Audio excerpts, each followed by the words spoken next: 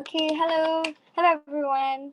Thank you for taking your time off your Saturday morning, your Saturday afternoon to join us. I'm Sharifa from the Community Engagement Department of AMP Singapore, and I'd like to welcome you to our Kopi with Nasyitah Tan. So, before we proceed to today's Kopi with session, I'd like to remind everyone that this session is recorded. Just to give you a heads up.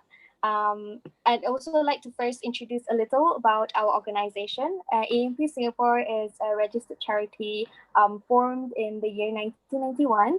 And since then, we have been providing social services to the public. So, our social services arm consists of the Debt Advisory Center, Family Services, Marriage Hub, Training and Education, and Youth Units. So for our department, community engagement, what we do is several programs, Kopi with series like this, Kopi with Nasyitah Tan. Our Kopi with series is a series of fireside chats which feature Muslims who are leaders or experts in their field. Learning circles, on the other hand, in short, is a masterclass. So we will usually identify highly sought after skills for individuals to remain employable and inquire them. So yeah.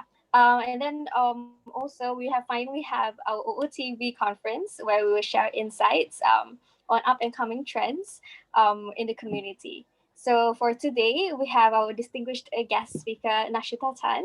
She is a sustainable textile artist, an educator, a creative director, and the founder of LOOMS. So without further ado, let's welcome Nasyitah. Hi, good afternoon, everyone. Thank you so much for being on this Zoom chat with myself. First of all, I must say it's great pleasure to be invited to be on the Kopi With series. Before I start, can I just request that if it's convenient that you turn on your video? I think in these times, we're really fortunate to have a platform like Zoom so that we can continue with the meeting. But the unfortunate thing is you don't get that, like that face-to-face contact. So it'll be good to put a face to the names whenever you're ready, whenever you can.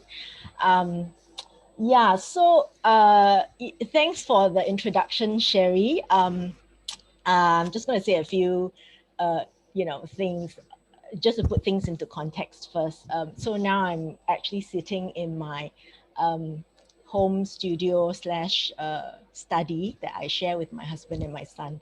So, if every now and then you see someone walking around, yeah, that would be them. I did ask myself whether I wanted to put up like a background, but I thought I just want to keep things a bit, real. And uh, yeah, so that you also get a context of the kind of space that I'm working in, and the materials that I'm working with. Okay. um so i I thought long and hard about how I want to start to introduce myself. And of course, we all have multiple roles and wear different hats at different times. um, and I thought I just wanted to share perhaps just one key thing that I think is superbly relevant to everything that I'm going to be sharing today. Um, and that is my higher goal, because everything that I do actually goes back to this higher goal. Um, and that's to be a positive force. Um, yeah, I mean, that might sound a little bit cringy or a bit weird, but let me just share a story with you, and that will give you a little bit more ideas about my background and where I'm coming from. So I when I was young, I think this is something that my late mom has always drilled into me and my brother, that yeah, I'm Chinese, and so she would say in Mandarin, like, your goal in life is just to be a good person. Um, and she passed away when I was 12, but I think that kind of remained a very big part of my psyche. perhaps it was, a bit buried when I was much younger. And now when I unpacked my entire journey, it becomes a lot clearer. So yeah, so I just want to start with that, and this short little story, because I think it is really the anchor of everything that I'm doing now. Um, and also a quick disclaimer. A lot of my friends and people who know me, they have often told me that my mind goes around in different types of trajectories in a very short period of time. So as I was preparing for this sharing, I was very, very careful to try to link up all the points. But if at any one point where, like, uh, you go like, okay, what is she, trying to say, and what is the point that she's trying to make, please feel free to type in your question in the chat box. And I believe we have that period of question and answer at the end of this sharing. And I like to keep it, kind of really quite informal.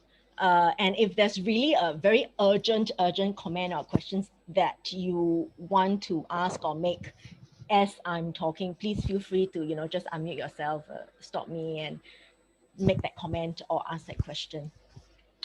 That's okay, right, Sherry? Yeah, okay. So, yeah, so, like Sherry says, I'm a sustainable textile artist, and I'm a creative director, and I am a founder of LOOMS SG.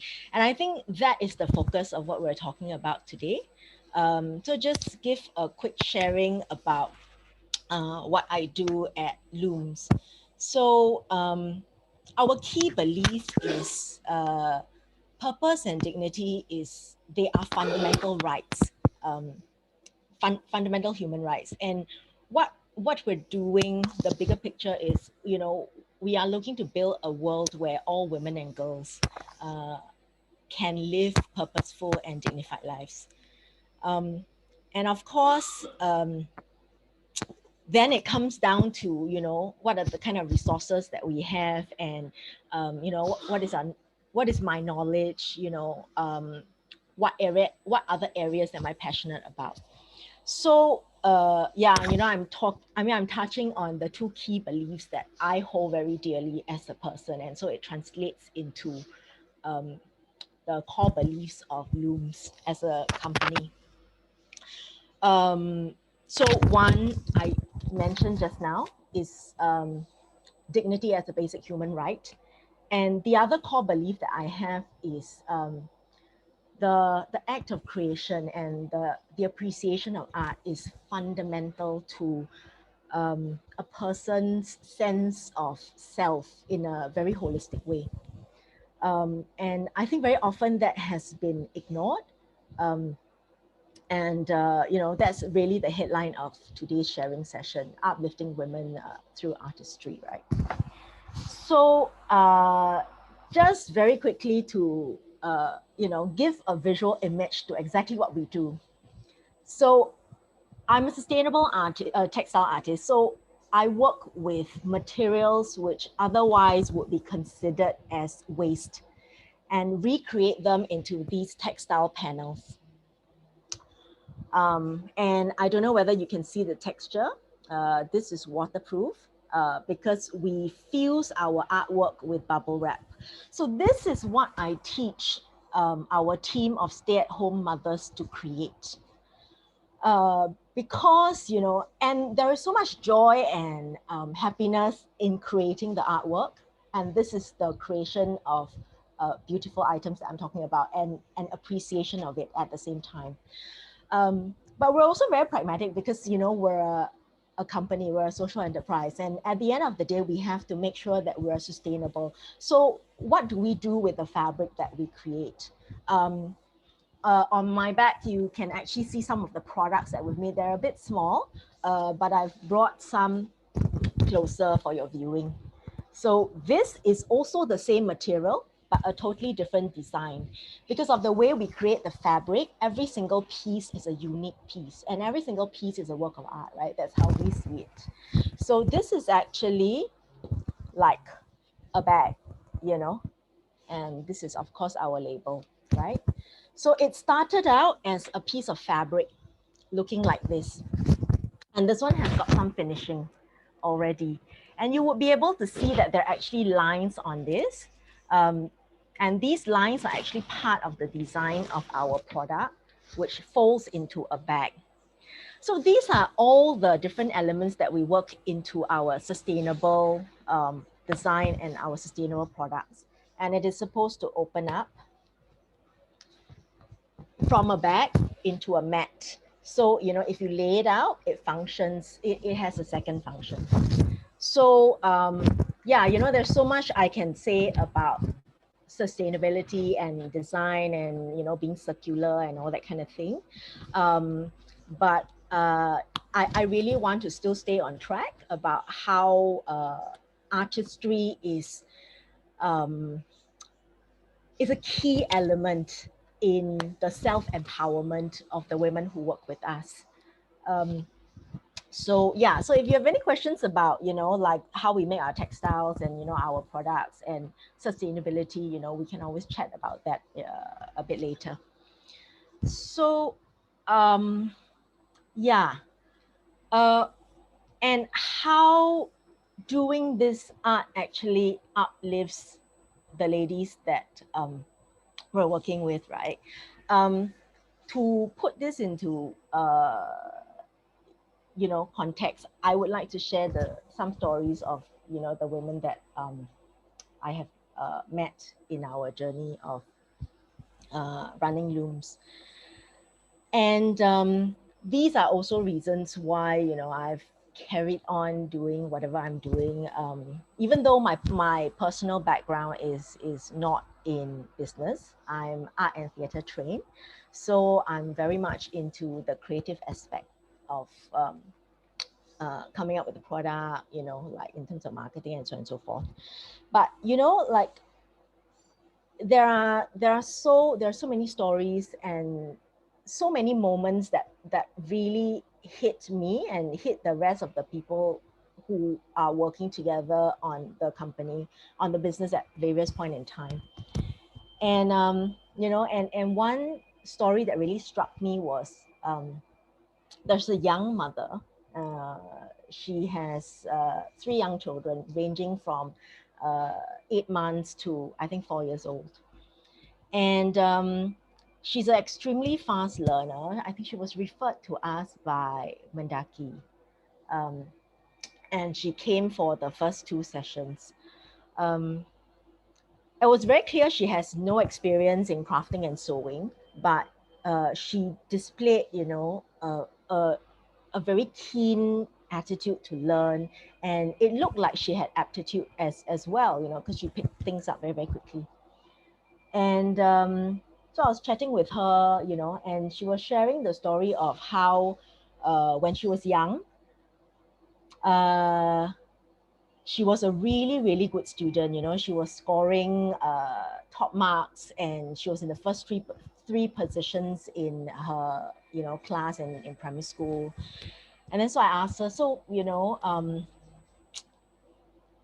what do you think happened like between then and now? Because she actually made the remark, oh, you know, but now I'm not so clever, you know, now I'm actually really quite stupid.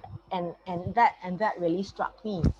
And, you know, to cut a long story short, it seemed like when her parents separated, and that's when, you know, like her life turned upside down. And and the next thing I know, for the third session, she couldn't make it to the studio. And when we checked later, we found out that she actually didn't have credits in her EasyLink card to travel.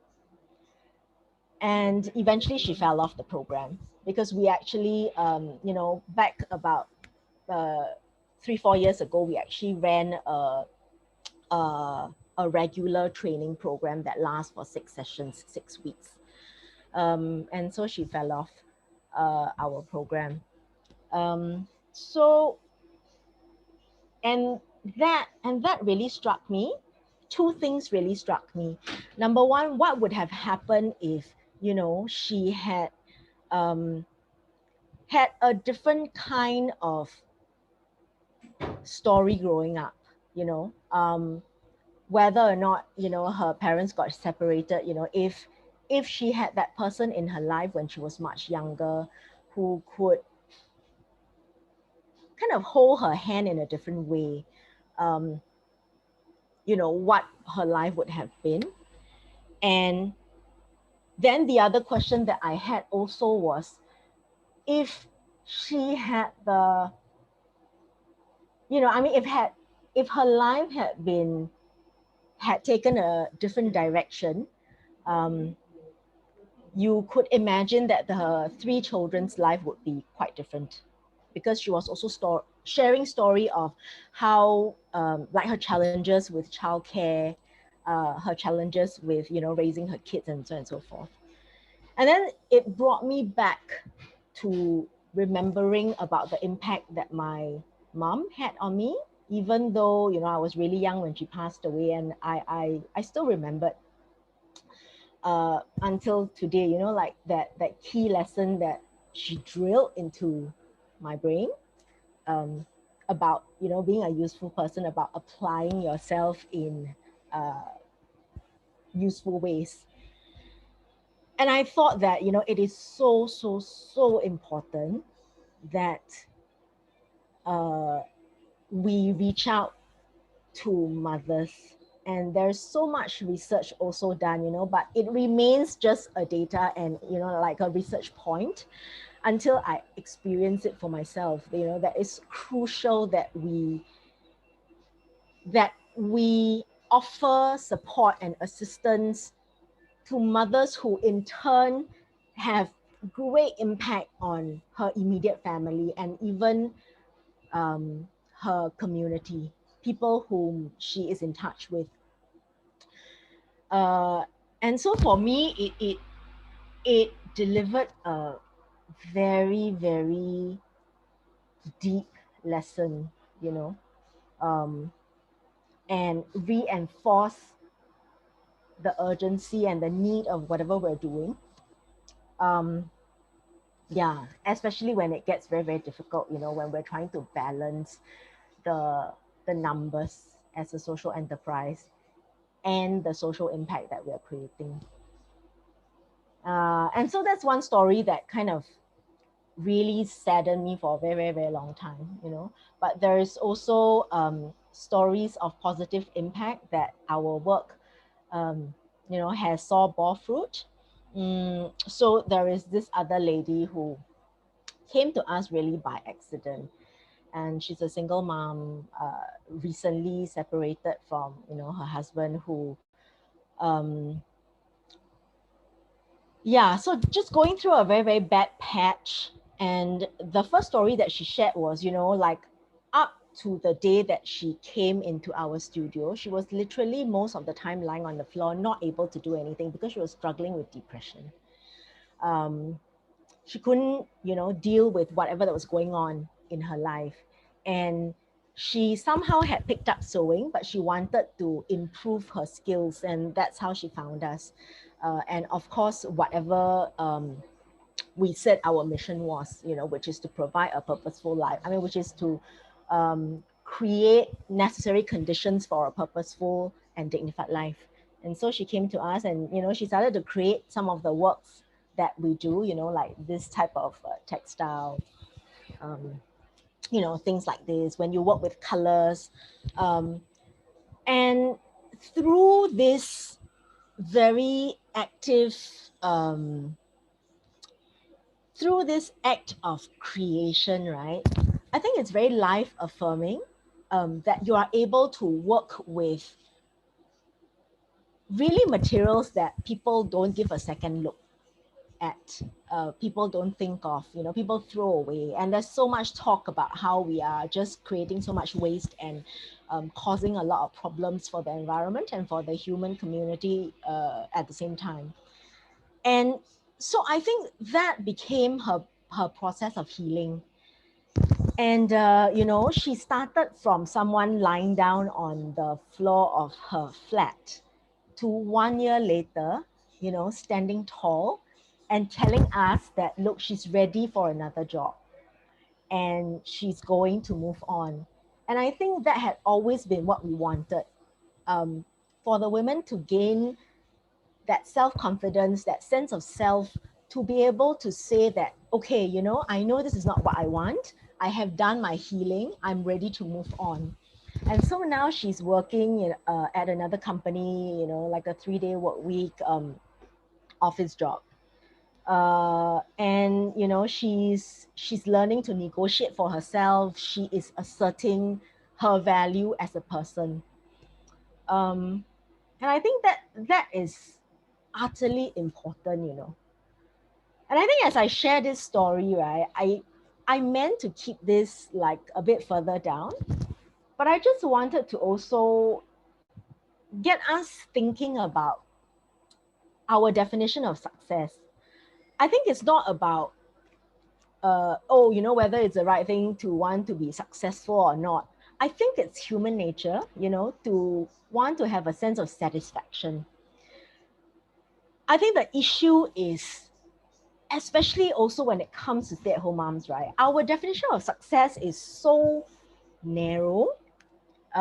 Success means, you know, having a good job. Success means having a well-paying career. You know, that you are recognized for your work. You are featured. You know, you are, you know, highly talked about and all that. And I think it is so important for everybody to be totally aware of, you know, and plus the fact that domestic work, right? You know, the moment when you choose to work at home, that's just not very valued, and it's not very highly regarded. But I think we often forget that without these women who have chosen to devote their lives to their families, um, the lives of the family members outside of the home, the kind of other success that they are striving for, cannot happen. And over the years, when I worked with stay-at-home moms, right, you know, I realized that people don't think of that, you know, like it's not considered. uh, and very often the perception is, oh, you know, if you are not well educated, if you don't really have a career that, you know, is rising, and if you are not, you know, like looking at a big salary, then what is the opportunity cost, right? Then you, why don't, you know, you stay at home? And very often, you know, like women ourselves tend to say that, okay, you know, then why don't I like take a back step and, you know, you know, and I take care of the home staff and all that. And that's not to say that, you know, um, women who make that conscious decision is not able or is not talented in, you know, their own areas, in their own ways. But I think we don't see it because we don't value it and we don't talk about it, right? So this is why I am so passionate about maintaining this platform. You know, I'll be very honest to say that um, as a business model, there are still so many loopholes, you know. But despite of that, I think it's totally important to maintain this platform where stay-at-home moms have that avenue. They have that community that kind of are starting to speak the same language. Uh, that is not that we're giving the permission, but they feel validated, that their work has value because we pay them for, you know, and we fair wage is, it's a very vague term that I'm not totally comfortable with. So we would like to say that, you know, we we pay a we pay a wage that is pegged to the value of whatever that they are creating. Um, and we also do that through a lot of, you know, back and forth consultation. You know, we talk a lot amongst ourselves. You know, we get a sense of the efforts that we've put in. It is quite a complex way of how we come to how much remuneration we pack to each product. But alongside with that, you know, other than the financial gains, right? alongside with creating this piece of fabric, alongside with learning how to create like a bag like this, there are also a lot of uh, personal growth elements that we put in, so it becomes a very holistic picture.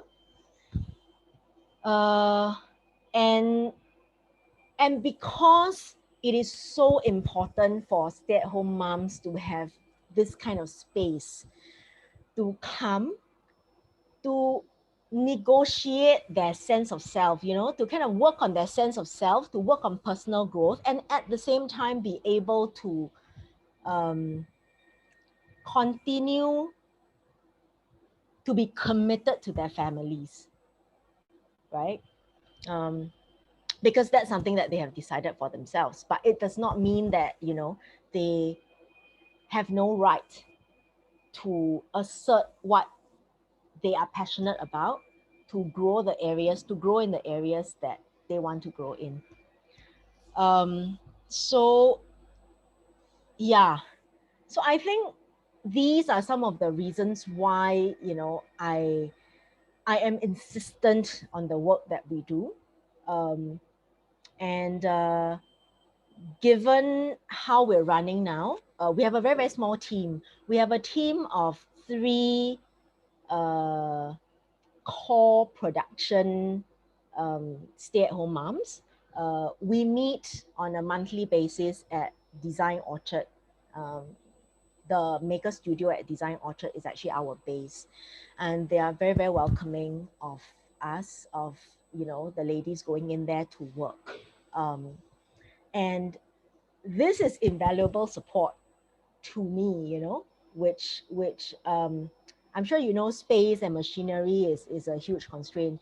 But what the ladies found that valuable is, you know, we have that touch-based session, and they are able to also manage their own work with their responsibilities to their family. So right now we're keeping ourselves very lean and small.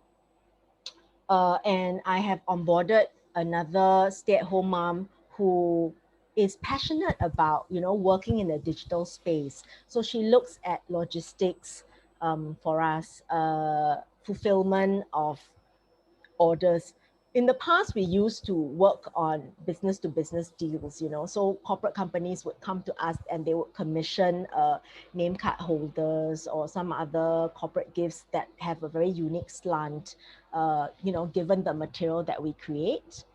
But, you know, because of COVID, so there are, you know, some changes in the landscape, you know, in the business landscape. And we happen to have a fully functioning website.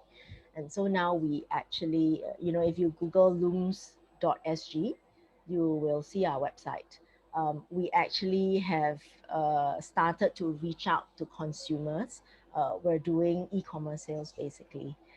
And yeah, so slightly pivoting there. So I've got one lady who looks at, you know, this. And with the intention of constantly looking out for stay-at-home moms with a desire to want to do things a little bit differently, who want to explore roles which take them outside of the home, but it makes a very good transition uh, platform for them as well.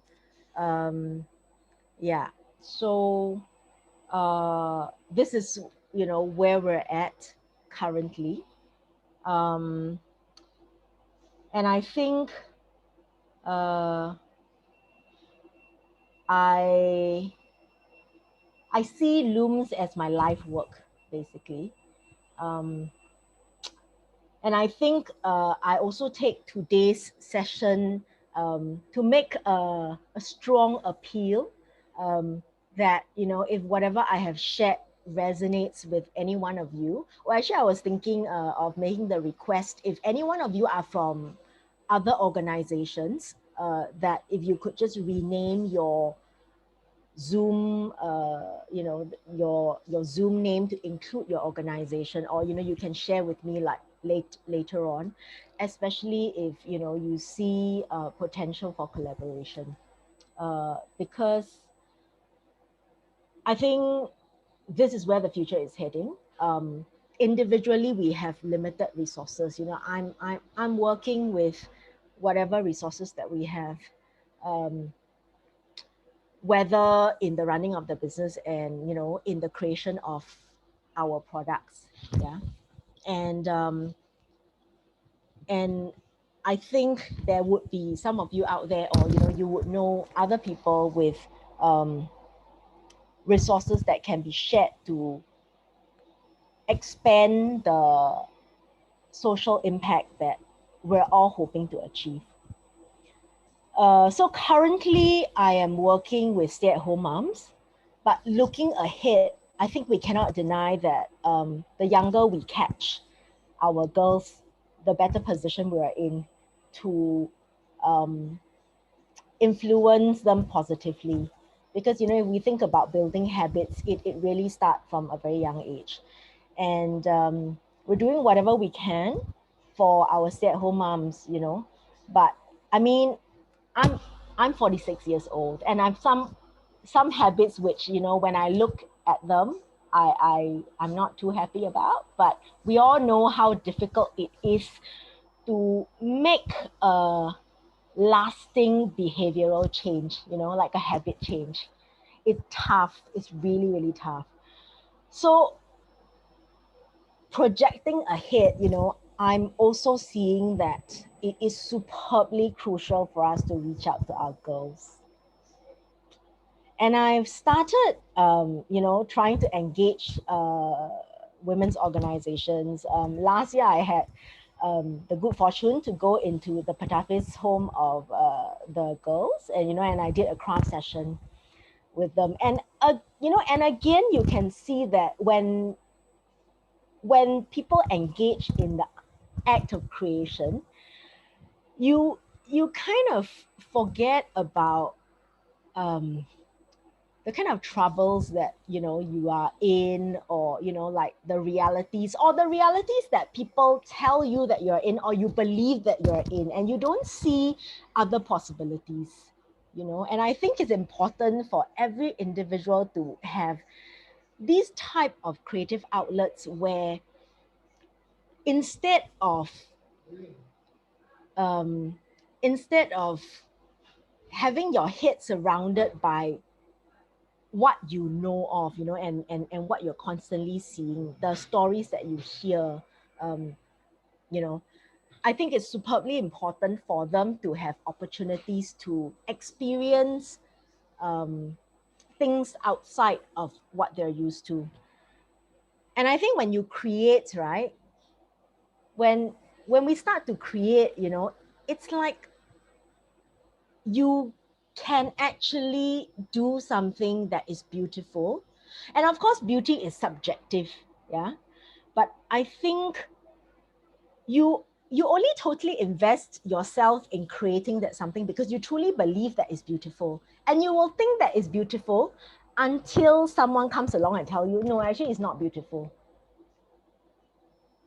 So that's my role, right? That's how I see myself. You know, that's what I see myself doing. In the past, we used to have templates for the kind of artwork that we want the women to create because of our B2B model. The customers, they want a certain look. And so, you know, we have to create a certain design.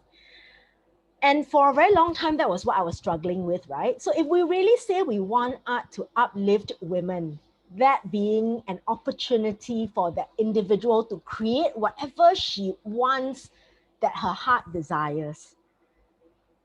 But how do we reconcile that with a very specific demand of certain types of customers?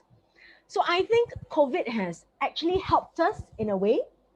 So now the women create whatever art they want.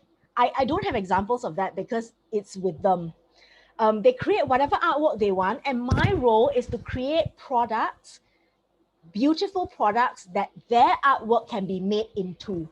So their artwork remains their artwork and remains a part of their self-expression, which is superbly empowering.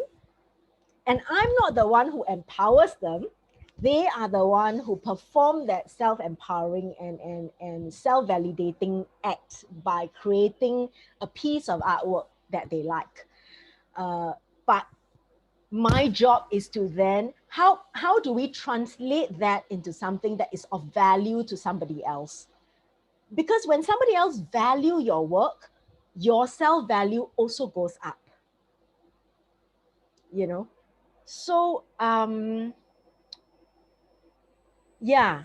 So I'm really glad for the opportunity to be able to go into a larger consumer base, um, to tell our stories a lot more, you know, and that's why I'm very appreciative for this.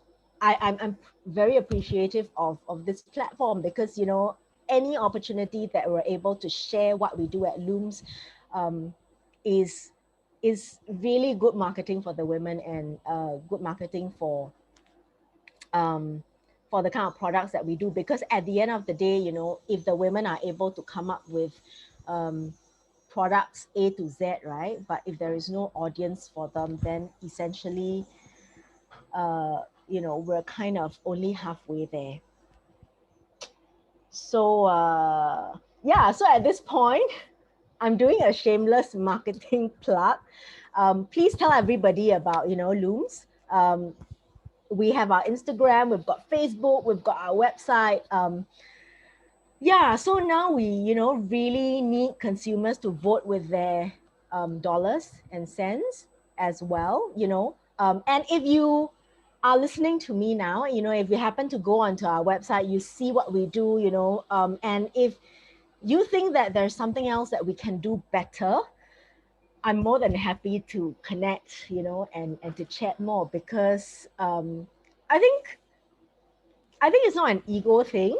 You know, it's not about, oh, you know, I founded this, you know, and started this, and so I know much better than any one of you do. And we all know that we all can benefit from perspectives from different backgrounds and different knowledge. Yeah. So yeah. So that's one of the things that I wanted to say.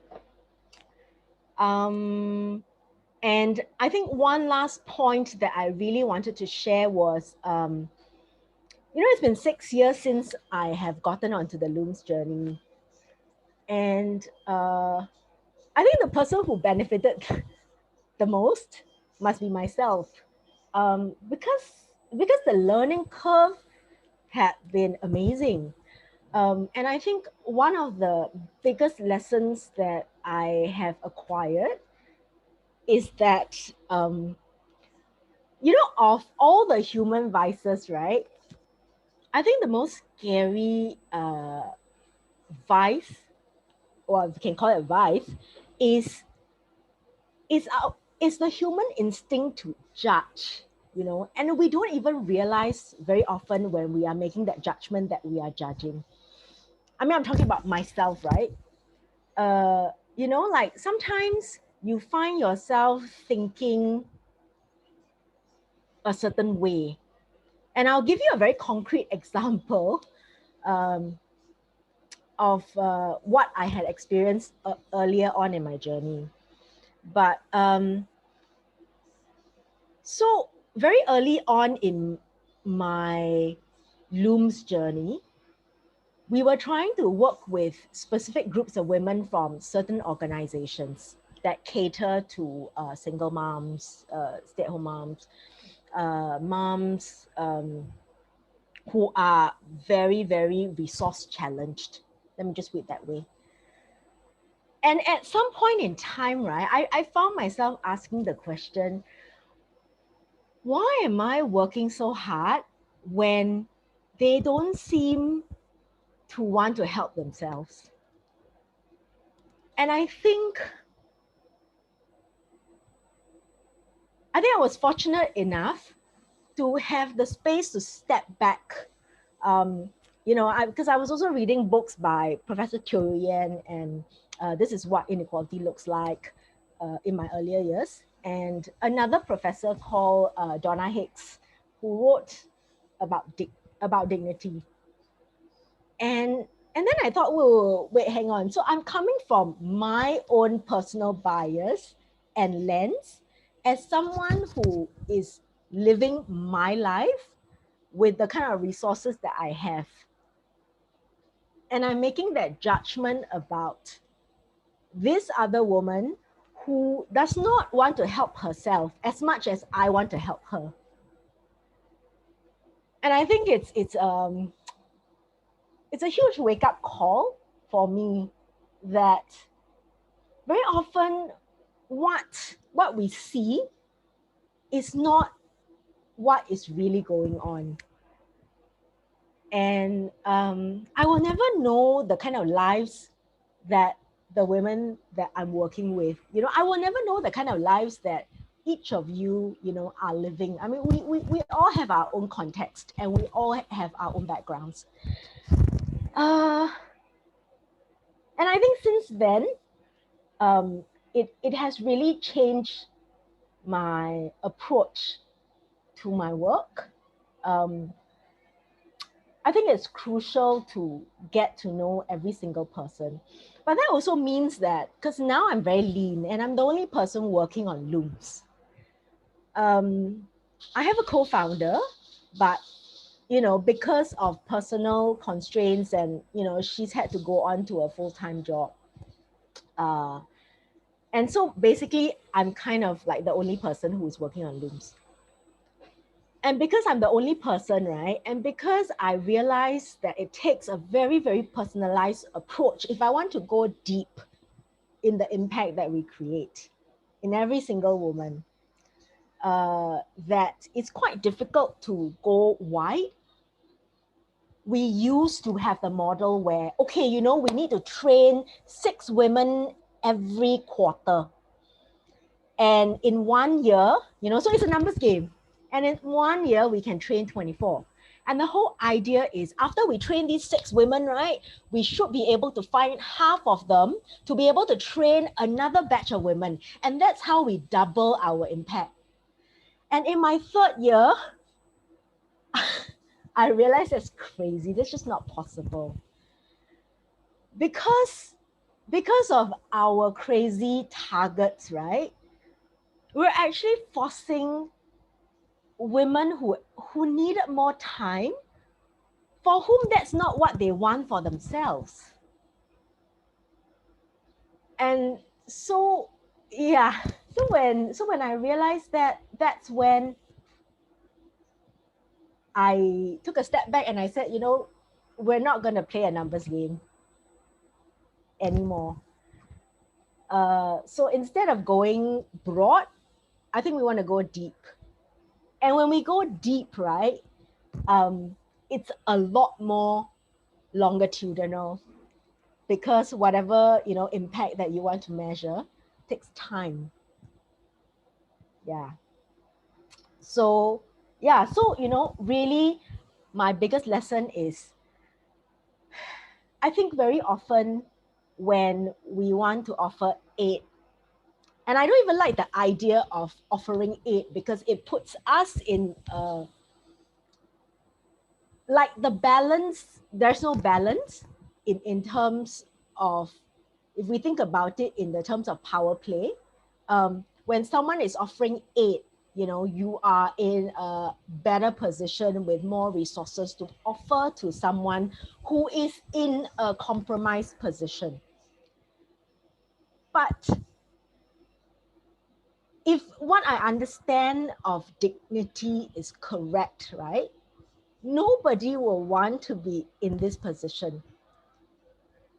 And if at the premise, this is the proposition, then it's going to be very, very hard to kind of get to this group of women for them to really feel empowered enough to rise up, to start to take charge.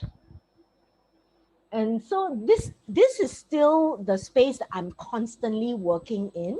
And my current group of ladies, they're very cute. They like to call me boss, like, oh yeah, yes, boss, okay, can, I will do this, boss. So I recognize that, it is them according respect, and like also trying to validate me and the work that I'm trying to do. But I think it's superbly important for them to realize that only we can change our own lives. I mean, we can have enablers put in place, but until we are ready to take that step forward and commit to that lifelong change that we will work very hard to achieve, right? The change is not going to happen. And I think my current group of ladies have been with me for at least 1.5 years.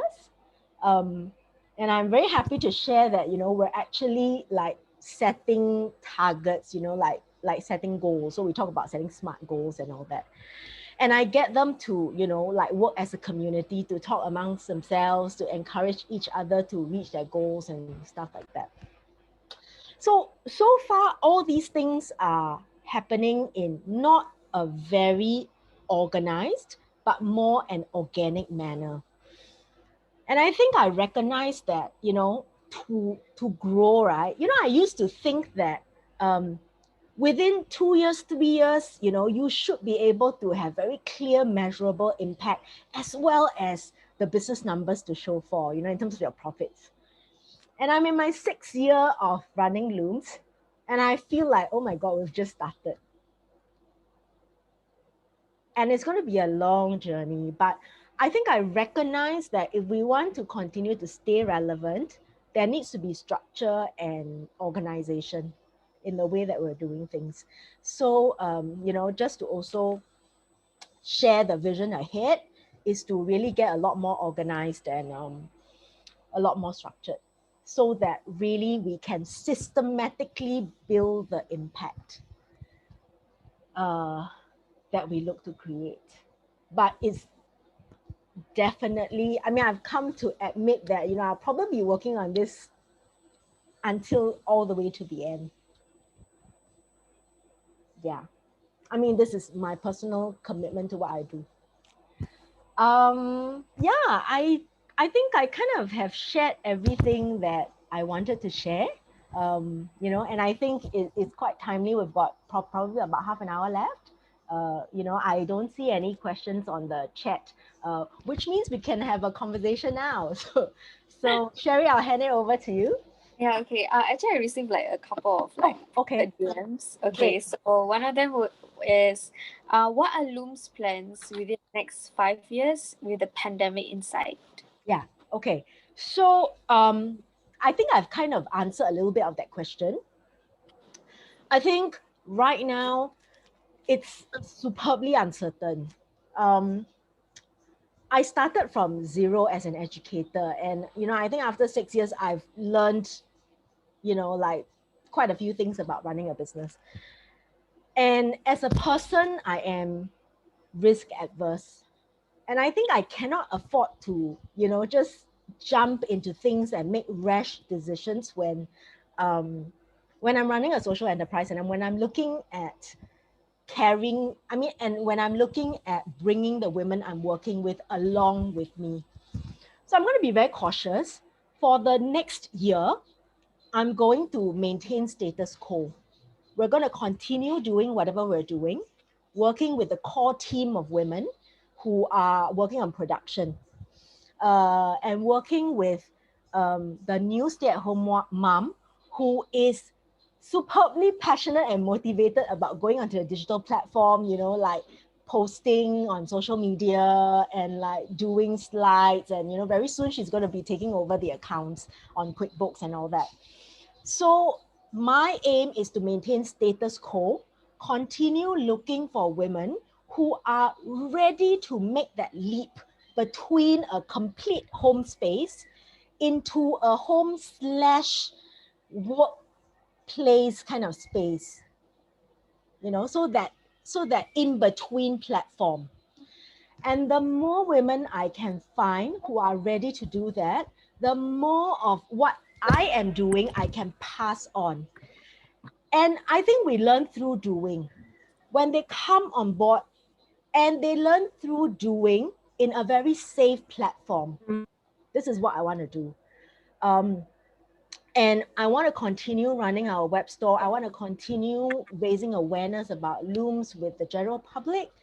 Um, and moving forward, right, I'm not sure, it could be like 3 years, 4 years, or maybe even like the 5-year plan. But I really, really would love LOOMS to be a cooperative. Um, I would really love for like the current core team of women to gain enough skills and knowledge and grow in that confidence that they can become core members of the cooperative that is LOOMS. So, I mean, currently we're private limited. And the reason why I do that is because I was very, very clear that I don't want to be in the charity space.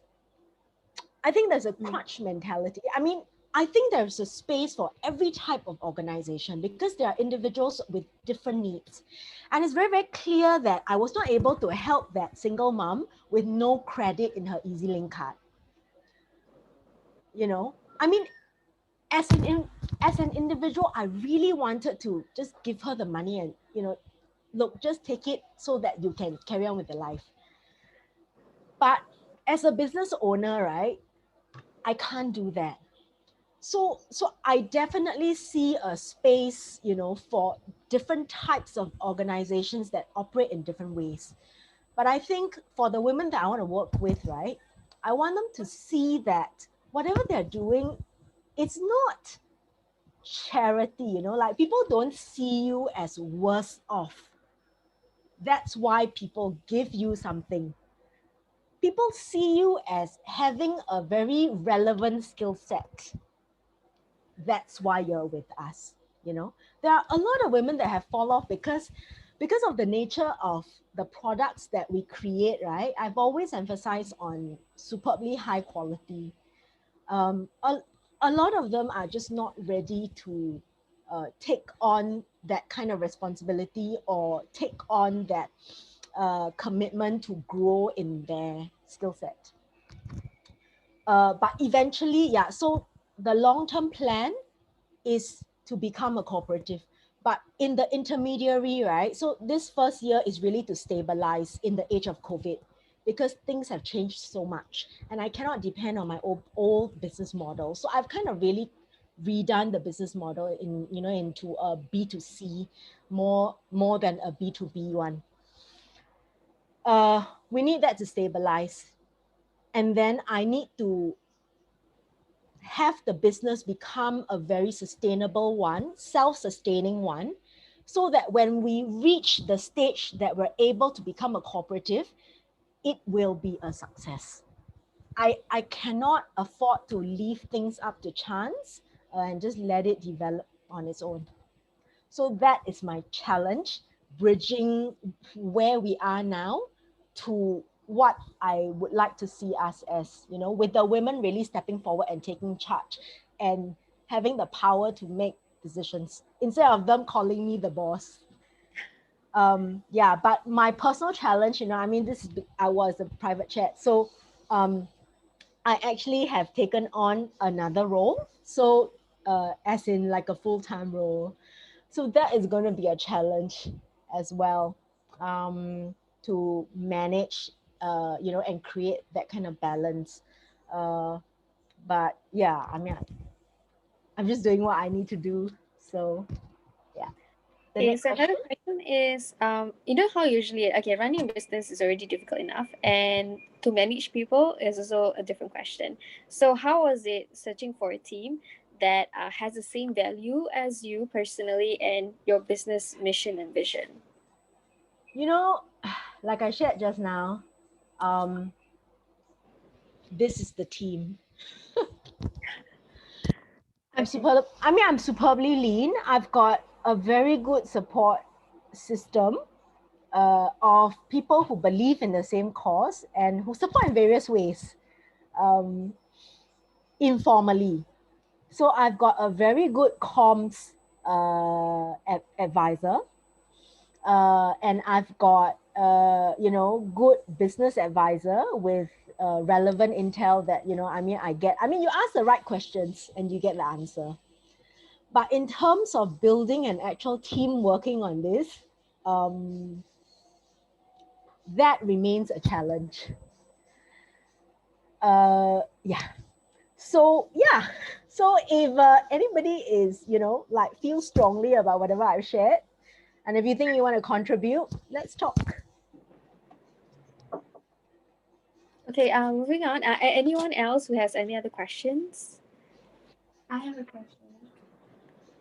Um, in a country like Singapore, where art is still not embraced I'm as much sorry, as you're a other. bit soft. And Oh, may I know who is this? Is it Sharifa? yes, yes. Hi, Sharifa. Can you Nice hear to me meet now? you. Hi, nice to meet you. Wait, hang So on. my Let me just question is, let me just increase my volume. Okay. Yeah, shoot. Go ahead. my question is, in a country like Singapore, where art is still not embraced as much as other countries like France or Canada, how can we help the newer generation or perhaps the elderly embrace the beauty of arts? Um, that's a very good question. I think, you know, I I think it's innate in every individual to be able to appreciate art. I think your question brings about another larger issue. It is not about the individual valuing art. It is about the value that society accords art. What what do we value? Um, and I think, okay, personally for myself, there is the ground up approach and then there's the top down approach. I think it's important for both to happen. Um, on my part, I'm obviously acting on the ground up approach, right? And I think, just the narrative of Singapore, like the Singaporean story, um, the reason for our success, is economic power, um, and that kind of conflict with art, which cannot be immediately commodified. So, but I mean, there's some good work being done, in a top-down way, and I'm seeing a lot more happening now.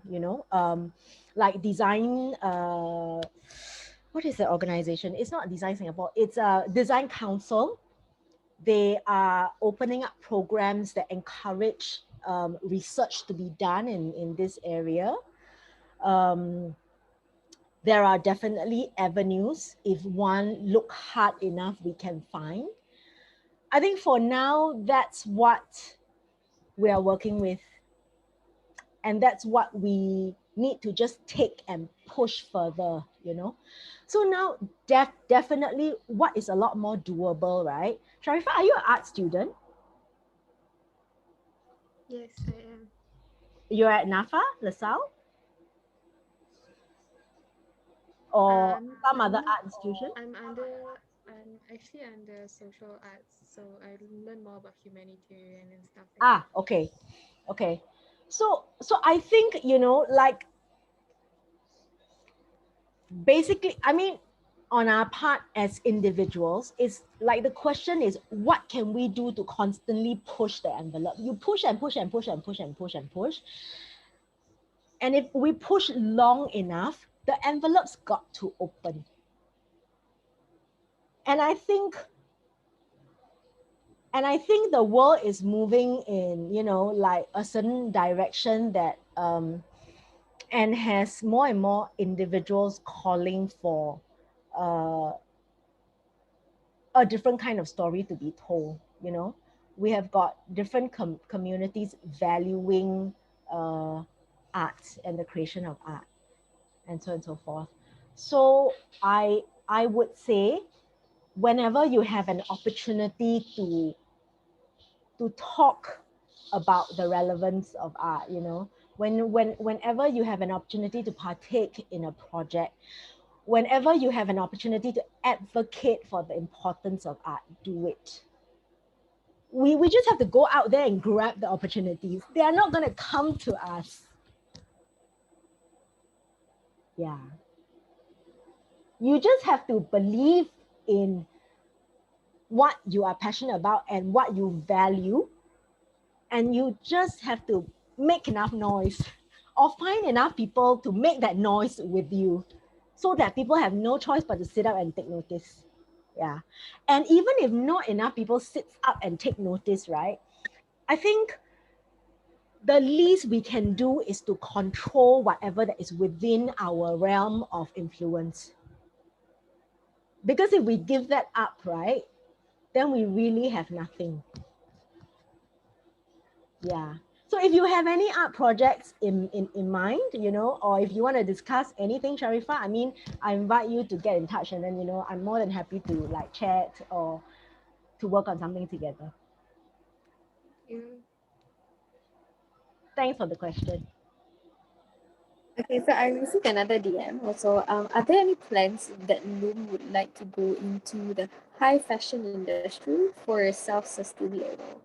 Uh, okay, there are two answers to that. One answer is I would love to. Uh, and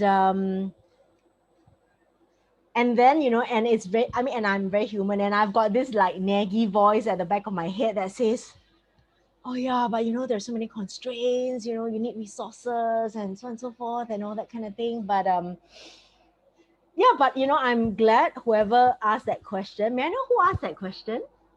Sherry? Ah, thank you very much. And you are Fasha. Yeah, sure. Thanks, Fasha. Yeah, well, I'm actually starting to talk to some people who are really, really interested in the fabric that we create. And, you know, there are people who see this as an alternative to leather.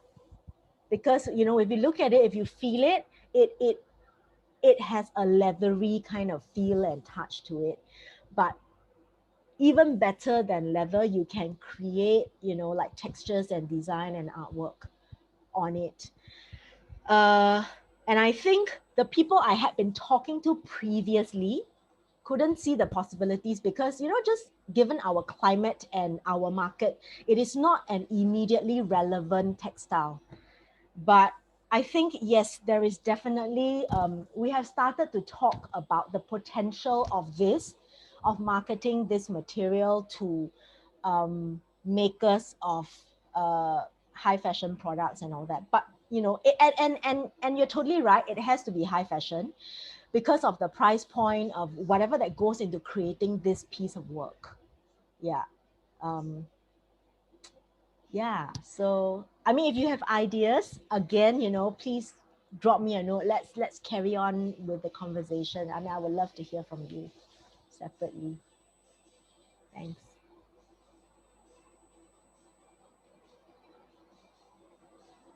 Yeah. Are there any other questions? Yeah, are there any other questions? Probably like Danisha or Izzat?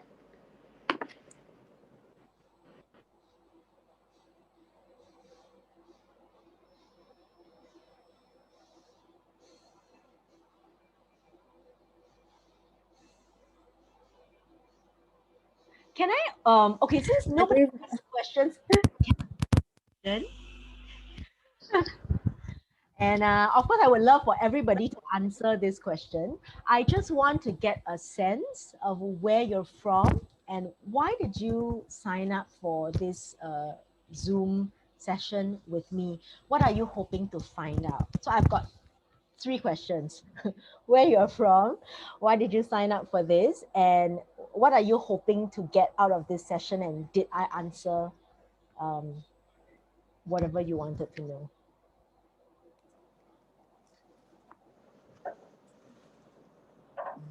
Maybe we can maybe we can start with Fasha. Hi, my name is Fasha. So I'm currently working in MUIS, but we have a sub-department. So my department is mainly focusing on students who are studying overseas. So they studies.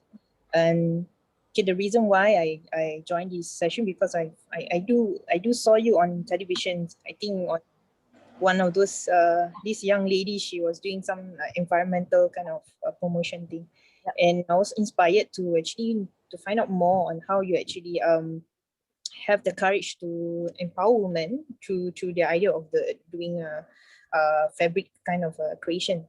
Yeah, and I feel that there is needed much awareness for you to really sustain in the long run, which I feel maybe Loom should go and look into like local brands, like what is commonly used in our current context, like Uniqlo and whatnot.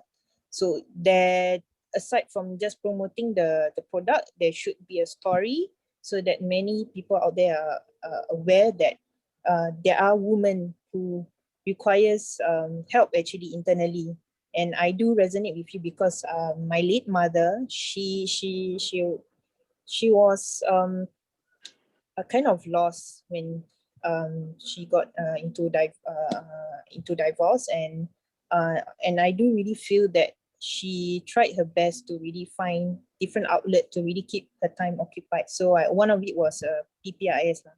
Yeah, and now that I'm currently now I'm married, and I do see young ladies who they are not even reaching their goals in life. And of course, young ladies, they want to build their own family at a young age, but they do not see this kind of issue that will happen in the long run.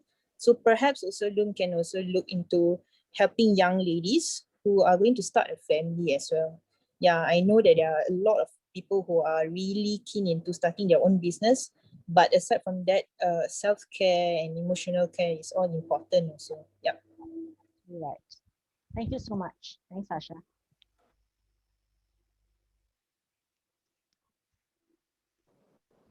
Can we have the next person? Maybe Sharifah? As mentioned earlier, I'm still a student studying humanitarian arts. The entire reason why I decided to join this is because I really like that your organization is steered more towards helping women, and yeah, that's the entire thing why I would like to get involved and just want to listen to your side of the story. That's all. Okay, thank you. Sharifa, can I just ask you, when you say humanitarian arts, can you define that for me? Ex- exactly what are you? Are you doing I'm actually theater studying or I'm actually studying political science, but ah, I'm steering more towards humanitarian. I see. Okay. Yep. Thank you. Sherry, can I just okay, this is the teacher in me coming up. Okay, sure. Arrow. I noticed that there are three gentlemen in the Mm, session. There's Muhammad, and then there's Amirul and Halim. yeah. Yeah, would anybody want to volunteer? I mean, I'm curious why you have decided to come along. I mean, and I really appreciate that because it's a Saturday afternoon, lunchtime Mm-hmm. kind of thing. Yeah. So I don't want to arrow you lah, but just like Muhammad, Halim or Amirul, anybody want to volunteer? Curious, that's why. But maybe we can have who's this? Muhammad TBG. Um, or maybe I don't know, Amir Hafiz. Okay, hello. Hi. You are Yeah, okay, my name is Amirul. Amirul. Yeah, so to answer your three questions, Uh-huh. I'm actually a teacher at Madrasah Al Junaid. Oh, okay. Yeah, Okay. I'm teaching. Um, and the reason what I hope to get from this meeting is I'm actually a huge supporter of local businesses.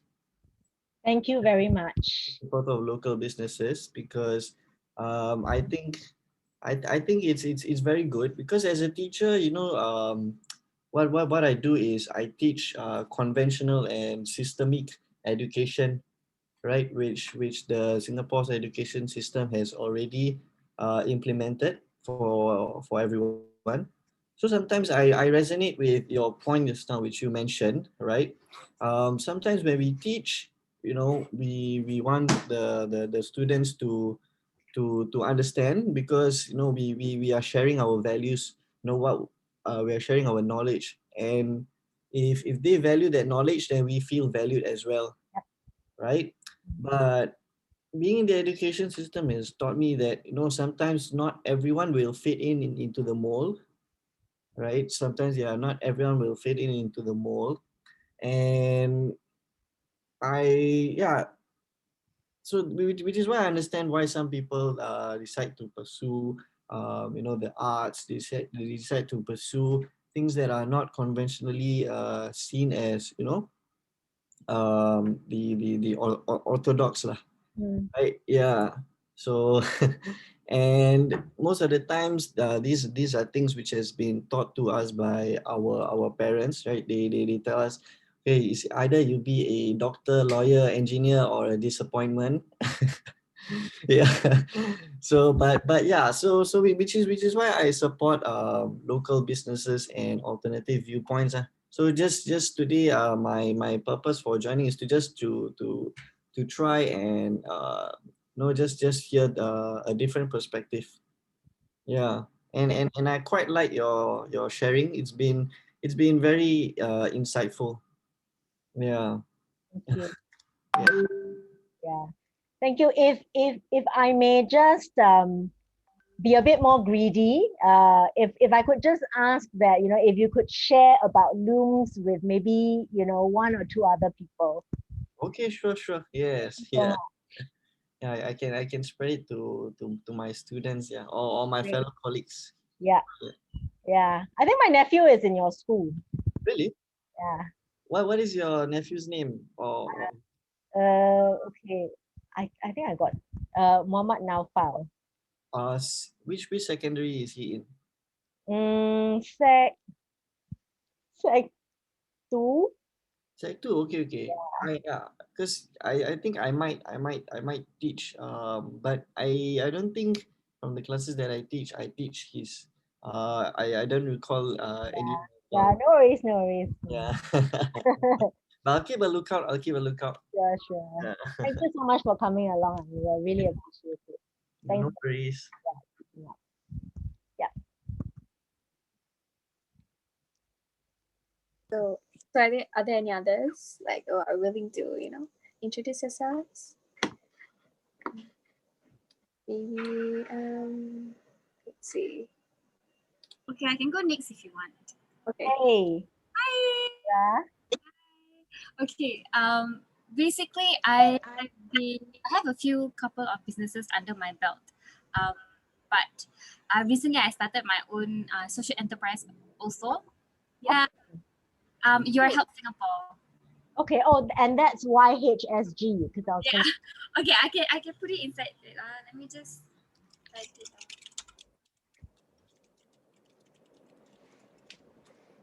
Your Help Singapore. Okay. Yeah, so this idea kind of started during the pandemic lah, because we saw like an increased amount of fundraisers being developed and started because people were losing jobs, and then other people had to pay medical bills, and some even because they had to pay for their flight back to come to Singapore because they were studying overseas. So we wanted to provide like a platform for just to help them market their fundraiser, because in the eyes of technology, right, everything is so much more convenient when you just share a post. Yeah, so that's why I wanted to create this platform. So I wanted to hear more from you as a social enterprise, because you've been quite sustainable for the couple of years that you have been in the business, and I just wanted to learn like a thing or two, because my target audience is basically everybody. So I wanted to hear from social enterprises that has a very niche target audience. Like, why do you decide only for women, or why did some other people decide only for youth? So mine is like for more of the masses. So I wanted to hear from other people as well. I see. Okay, I'm not sure I covered too much of like the business thing. But I would say that I'm actually going back to school, and learning about how to put together a really, really solid business model plan, because it starts from there. And if you're, if our business model is not sound, right, it's very, very difficult. So yes, even though we've been, like carrying on with our business for the past 6 years, right? Um, I think it remains challenging, and I've come to realize that it goes back to the foundation, which is the business model. Have you heard of the business model canvas? No. Okay, maybe I can share. How do I, Sherry? Can you kind of like help connect us, and maybe I can share some information with Amira that she might find useful. Okay. Okay. Yeah, yeah, Good. yeah. Hmm. Okay. Yeah, take it offline. Okay. Sure. No worry. Thanks, Amira. Thanks, Amira, for coming and sharing. No worry. Okay. Maybe we have one last one. Let's see. Can we have Nat? Nat, are you there? Yes, hi. Hi, Nat. Hi. Yeah, so I am a fresh graduate from me and I'm actually just looking for inspiration. Yeah, your company attracted my attention because it's about arts and craft and supporting women. And I personally am involved in exploring new art mediums like embroidery or painting. And I feel like the arts actually bring people together, especially for community engagement purposes and stuff. Yeah. Yeah. Can I just ask what you do at Nian, or what you did at Nian? I studied arts business management. Ooh.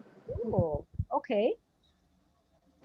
Okay. Yeah, so I was just wondering, what are your thoughts after listening to my sharing and seeing some of the things that we do? I feel like in terms of like company and like business, social enterprises really have to go through a lot of like solid business planning and like applying for maybe like what is it seed grants and to like start up your businesses. So I feel like your business started since 6 years ago. It's still um it's good that you are still working on your business model, and I feel like it's very inspiring because I would like to set up a business one day. Okay. Yeah. Okay. Okay. Thank you very much, Nat. Okay. Are there any other volunteers willing to, share about yourself, and especially if you're not shy enough? um, let's see. Danisha, are you there? Danisha. Oh, okay. I guess a bit shy lah, huh? Okay. Anyway, I guess if there's no other questions, then I guess this is where we end. But first, we'd like to take a group photo. So if you don't mind, please turn on your cameras.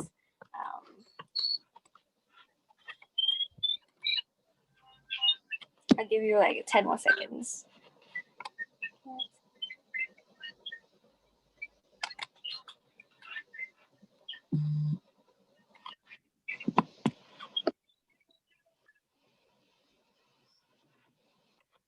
Okay.